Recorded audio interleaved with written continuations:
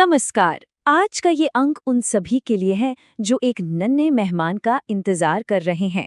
हम बात करने वाले हैं एक बेहद जरूरी टॉपिक पर, प्रेगनेंसी में न्यूट्रिशन।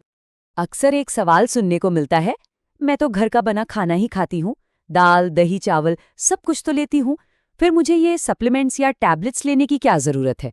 और ये सवाल बहुत वैलिड है, लेकिन इसका जवाब ये है कि कभी-कभी हमारे हेल्दी से हेल्दी खाने में भी कुछ न्यूट्रिशनल गैप्स रह जाते हैं, खासकर प्रेगनेंसी के दौरान।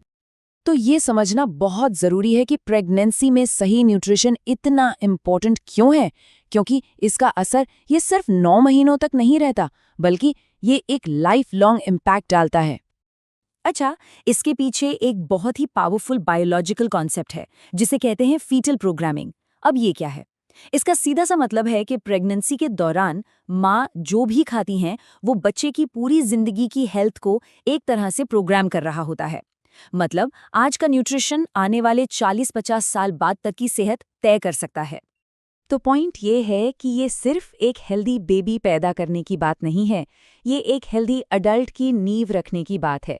जो बच्चा आज गर्भ में है वो आगे चलकर एक स्वस्थ वयस्क बने, ये सब कुछ आज के पोषण पर निर्भर करता है। चलिए अब एक एक करके कुछ ऐसी ही छिपी हुई ज़रूरतों को समझते हैं।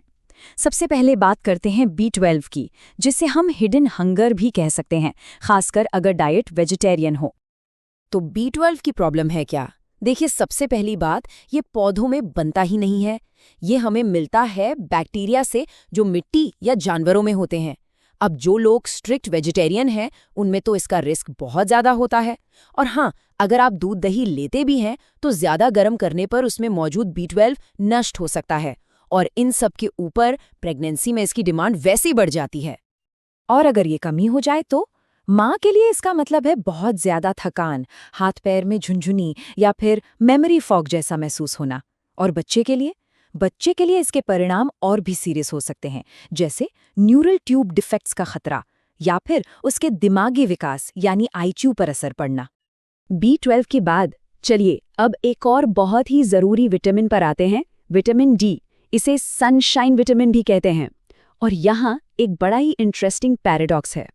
सवाल ये है कि भाई भारत तो एक धूप वाला देश है, हमारे यहाँ तो सूरज की कोई कमी नहीं है, तो फिर ऐसा क्यों है कि यहाँ इतनी सारी प्रेग्नेंट महिलाओं में विटामिन D की कमी पाई जाती है? इसका जवाब जानने से पहले जरा ये नंबर देखिए, 84%। एक स्टडी में पाया गया कि भारत में 84% प्रेग्नेंट महिलाओं में विटामिन D की कमी है। ये एक बहुत बड़ा और चौंकाने वाला आंकड़ा है। तो आखिर ऐसा क्यों है?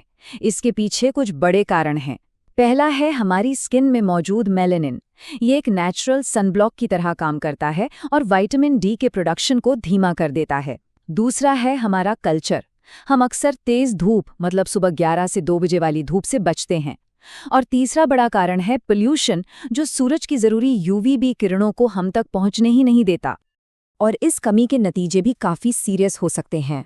माँ के लिए प्री एक्लाम्सिया यानी हाई ब्लड प्रेशर का खतरा बढ़ जाता है, और बच्चे के लिए बच्चे की हड्डियों का विकास ठीक से नहीं हो पाता और यहाँ तक कि उसे आगे चलकर अस्थमा जैसी दिक्कतें भी हो सकती हैं। ठीक है, B12 हो गया, विटामिन D हो गया। अब बात करते हैं एक ऐसी चीज़ की जो भारत में एक नेशनल कंसर्न है, आयरन। आयरन की कमी यानी एनीमिया हमारे देश में एक बहुत बड़ी स्वास्थ्य समस्या है।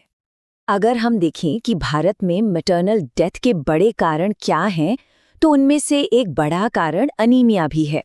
आप देखिए, लगभग 8% मौतें सीधे तौर पर अनीमिया से जुड़ी हैं, और ये एक ऐसी ट्रेजेडी है जिसे रोका जा सकता है।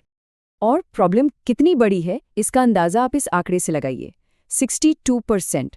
ICMR के मुताबिक भारत में 62% प्रेग्नेंट महिलाएं अनीमिक हैं, मतलब हर 10 में से 6 से भी ज़्यादा। और अनीमिया का असर सिर्फ एक स्टेज पर नहीं होता, ये प्रेगनेंसी के दौरान, डिलीवरी के वक्त और डिलीवरी के बाद भी तीनों ही स्टेज पर माँ और बच्चे के लिए गंभीर मुश्किलें खड़ी कर सकता है, जैसे प्रीटर्म लेबर से लेकर डिलीवरी के बाद बहुत ज़्यादा ब्लीडिंग तक का खतरा। तो अब सवाल उठता है कि इन सारी समस्याओं को जानने के बाद किया क्या जाए? इसका सल्यूशन है एक ईट स्मार्ट प्लान। एक ऐसा प्लान जिसमें डाइट और सप्लीमेंट्स दोनों का सही बैलेंस हो। देखिए, सप्लीमेंट्स तो डॉक्टर की सलाह पर लेने ही हैं, लेकिन डाइट हमारी फाउंडेशन है। तो B12 के लिए घर पर जमाया हुआ दही या स्प्राउट्स बहुत अच्छे हैं। विटामिन डी के लिए थोड़ी देर की धूप और मशरूम मदद कर सकते हैं। और आयरन के लिए तो हम सब जानते हैं, पालक, खजूर, गुड़, ये सब बहुत फायदेमंद है। लेकिन यहाँ एक ज़बरदस्त टिप है।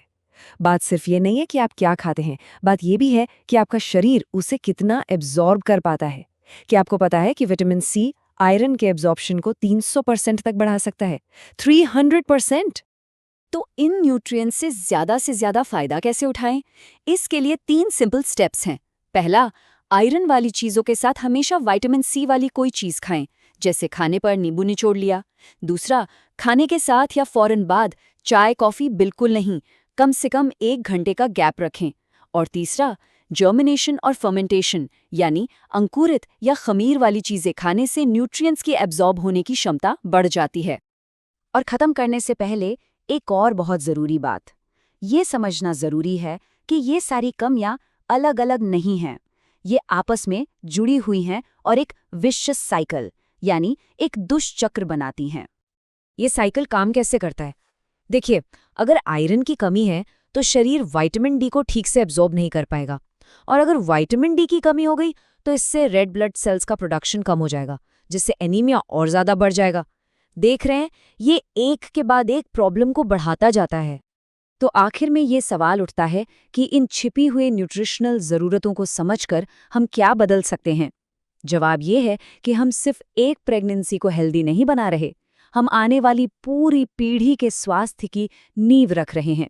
और ये एक बहुत बड़ी जिम्मेदारी और एक बहुत बड़ा मौका है।